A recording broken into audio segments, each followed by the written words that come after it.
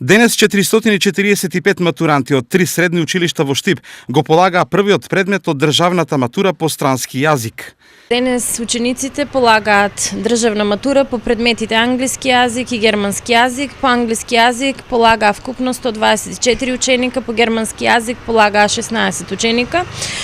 Се надеваме дека ќе ги потврдат своите резултати кои ги постигнаа во текот на средното образование.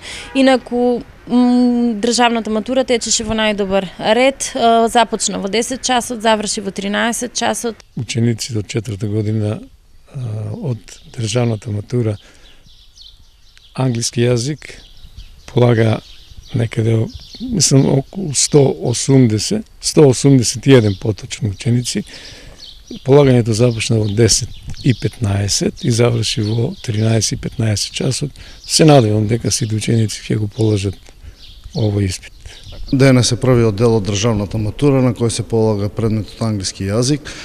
Сите 50 ученици дојдоа на време, сите тестатори дојдоа на време, матурата започна на време. Се надеваме на добри резултати на учениците.